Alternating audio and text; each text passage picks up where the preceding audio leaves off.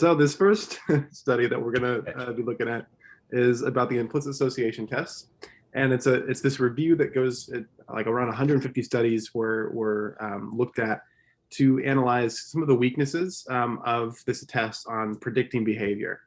And as you probably both know, the implicit association test is pretty commonly utilized by educators and researchers to make salient the process or the presence of unconscious or subconscious implicit associations.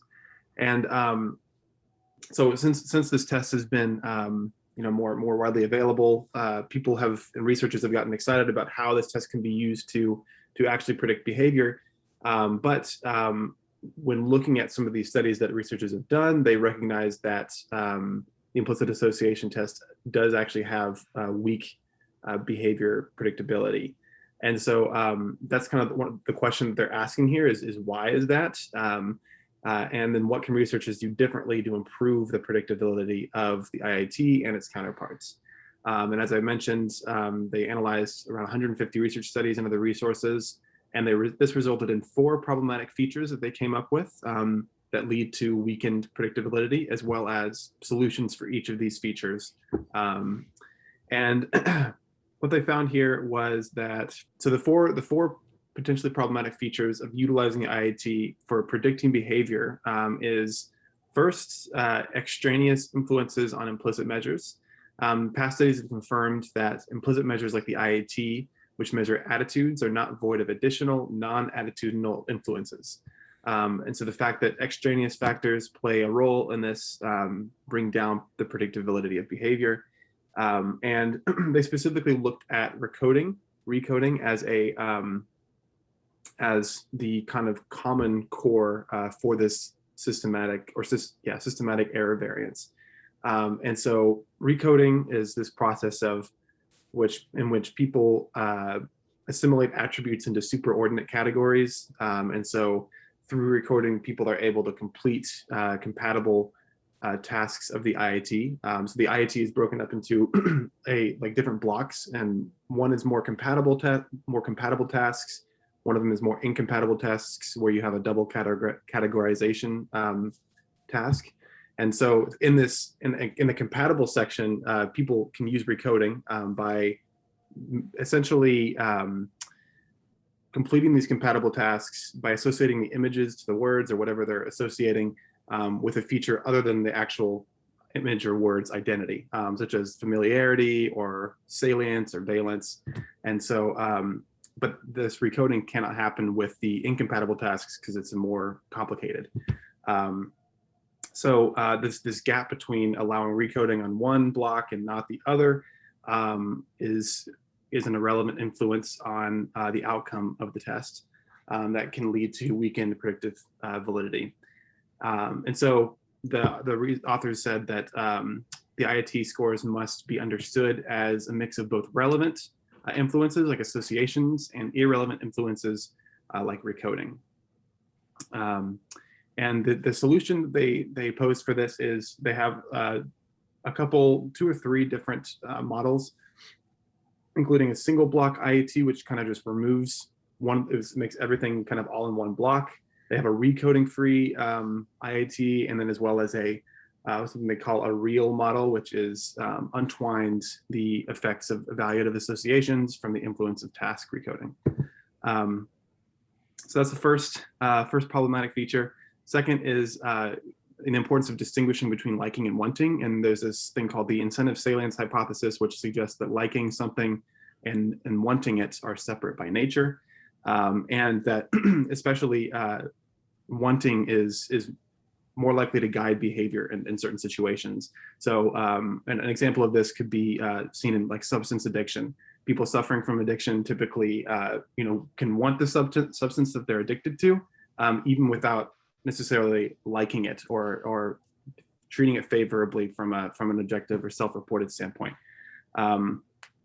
So the researchers here suggested that future researchers should incorporate measures of wanting due to its ability to guide behavior a little bit more strongly. And so there's actually a wanting implicit association test that that utilizes wanting in some of the measures that they measure. So that's kind of their suggested solution. The third potentially problematic feature is the focus on associations versus beliefs. They said that associations like those made by participants in the IAT do not hold qualitative relational information and therefore can have ambiguous meaning. And so an example of this is if someone relates the two words I and good together, the reason why this association occurs is somewhat ambiguous. They could believe that I am good, maybe they believe I am not good, or maybe like I wish to be good, or I want other people to think I'm good. So it's unclear. So the ambiguity surrounding these associations can influence the weak predictability of the IAT.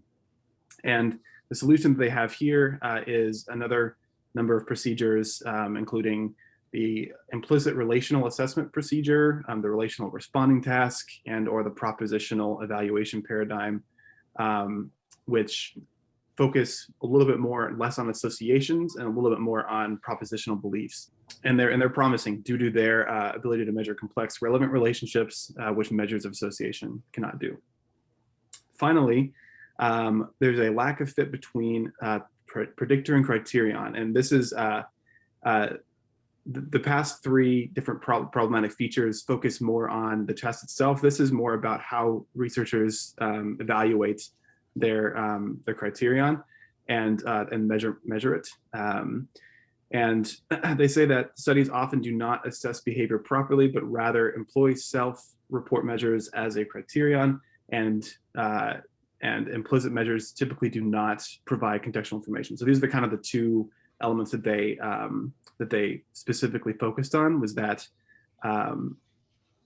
they self-report measures, which are generally unreliable as predicting real behavior, which is what they mentioned in past studies there, and then additionally that implicit measures do not provide contextual information. So because everything's situated in context, the ability to predict things out of it makes it much more difficult. Let's see, if I miss anything else. I think that yeah, because the implicit measures that do not account for context, like the IAT, often operate in a vacuum, which is insubstantial for predicting real life behavioral outcomes.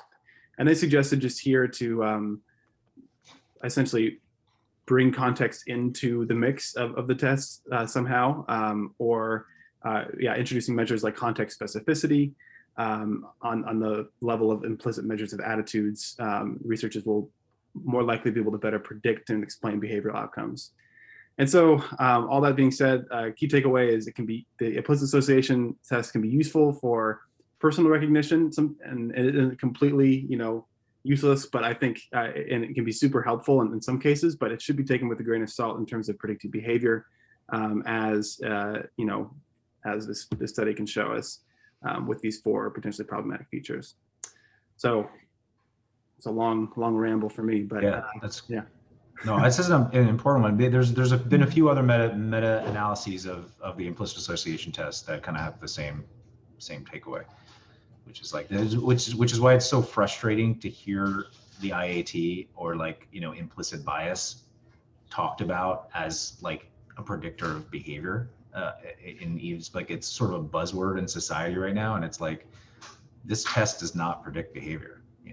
There's lots of research otherwise. Yeah, and I think it's important to acknowledge, so it being a buzzword, is a good thing. We need to be talking about it. We need to be exploring it. But I think the key word is talking about it, right? Engaging in conversations and dialogues about it, and and not relying solely on an assessment or this implicit association test to then it's like, okay, now what, right? What's the now what? And I think this study also highlights the need for training, right? Like for services like we provide to acknowledge these things and then talk about, as this is, highlighting some solutions of like, okay, now what's the now what? What do we do with this knowledge? Yeah. Well, one question I have is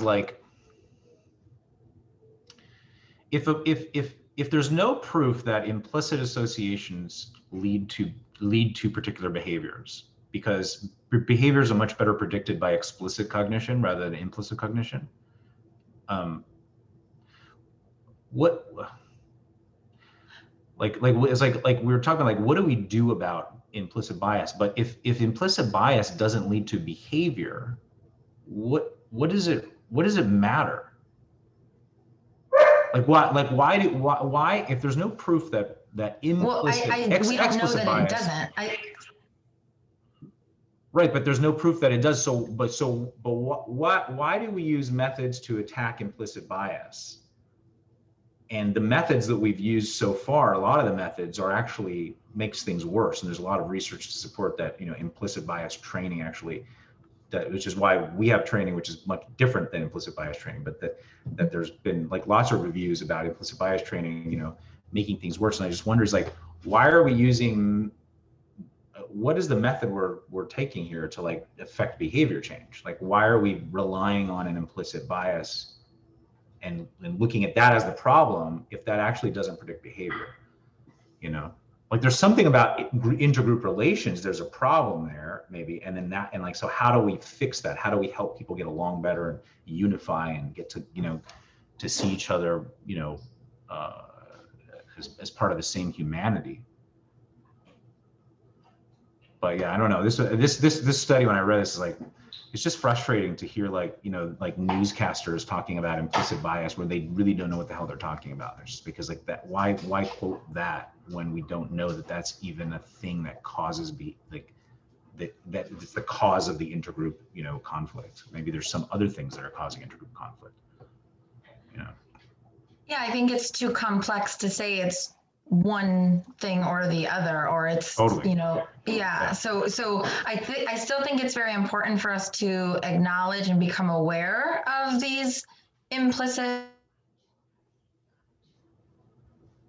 associations or unconscious associations, because majority of our thoughts and behaviors are do come from the unconscious. So it's important to talk about them and acknowledge them, but I think it's like this test, the testing part, and like trying to use metrics to prove something. Right.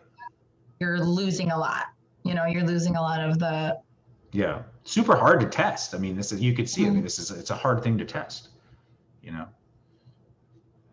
It's like you could put like a you could test all kinds of objects in the implicit associations. Like you could put like a gun or a knife in one thing and then have the word good, and then you can see the dissonance between the image of a gun and the word good or something. And so it's like there's a bias towards guns, that they're bad or something like that. And yet that won't stop someone from using one, kind of. It's like, even though they have a bias that it's bad. No, but the awareness of that,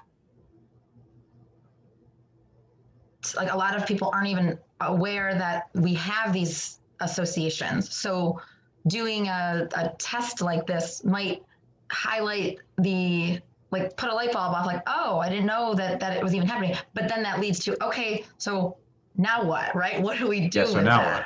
What? Right. Yeah. Right. Yeah. It seems like one of the biggest takeaways from the IAT that people can benefit from is just recognition that there are more things going on here that maybe you don't necessarily completely realize. But yeah, you're right. Then it's so contextual, because so there's been a lot of instances where people take the IAT and they get completely different results, where like one time it says they're biased against this group, and then another time it says they're not biased against a group, the same person. And a lot of these, look what it says, then that person, extraneous influences, like there's other things, like it depends on the person's mood in the moment they're taking the test. It depends on like what time of day it is. It depends on if they're like had a good day or a bad day. That, it's like all kinds of stuff can affect implicit, association. Yeah. It's very contextual. The mind is very contextual, like we behave differently with different people at different times. And it would be good to have a better test, like a better measure, some other way of testing this.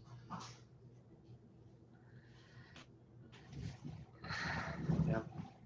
or not testing it. Why do we have to test it? Or Why not can't test, we well, talk about it yeah, or not test it, right, exactly. and acknowledge it? And, you know, like this makes me think of, I mean, that's why I'm a huge, like, you know, supporter of cognitive behavioral therapy, and just to help people to realize that their thoughts have influence on their behaviors, right? Yeah. Their emotions and then their behaviors, and like it's all linked. So if we can understand that, we can become better aware of ourselves and what our thoughts might do to someone else. Well, here's the question is like, so, you know, a lot of our thoughts are unconscious, right? So we're not even aware of our own thoughts. So if you start talking to someone about thoughts that they're unaware of, and you say, hey, you know, most people believe this, and you probably believe it too, or you probably have this sort of unconscious, you know, association or a conscious bias or something, and someone goes, bullshit, I don't have that. So that's why I think the testing comes into play, where they use the test to go, it's proof that no, we do have that. The problem is this test isn't very reliable. It's not very valid. So like, what tests can we use to help people become aware of biases they're not aware of? You know, that's because otherwise people can just say, well, you know, F off. I don't believe that. What are you talking about? You know, and, which may or may not be true. We don't know if it's true because we have no test for it. You know. We all need to watch the peanut butter and jelly video. Which one is that again? It's I think PBS did it, but it was explaining, you know, unconscious bias or implicit bias, and using like the peanut butter and jelly analogy of just associations. And they talk about, you know, when you think of peanut butter, what do we associate it with? The majority of people will say jelly in this country, at least. And then they kind of, you know, take it to the media, and it's a really great video, and it kind of illustrates how we can acknowledge that we have these unconscious associations due to a lot of times it's media, right? And what we've been exposed to. Yeah. Yeah. Our environments definitely create all kinds of associations. They have the point on the tests. They have a bunch of, I mean, you can check it out in the article. They have just a number of different models and different other measures that they have come up with these different with these things in mind, that extraneous influences. So maybe some of these are more accurate to some degree, and more. So they've used them, or they just like sort of developed the ideas, or. No, these are all previously developed by other researchers that could be helpful for mitigating. Yeah. So there's quite a few in here, and I imagine, I wonder just how effective they are compared to the typical idea. I would think they would be more effective, but yeah. Well, here's a question: what if you got results that wasn't in line with, you know, current belief structures? What if you found that, you know, there was actually, well, this shows there is no correlation, but what if you found proof that implicit associations actually, I guess this is kind of proof of that has no prediction, but that's totally random, that like they're like, it doesn't matter what people's associations are, their behavior is completely independent of them. Like that, like the you know, it's like, so that doesn't fit a lot of narratives these days, which would probably be, you know, kind of dismissed then. It doesn't fit. Yeah. Because if there's better measures, why not use them? Let me see. You get to have better information. Yeah, it's hard to say what would happen. I feel you're right. That'd be interesting. That was the result there, but we'll see.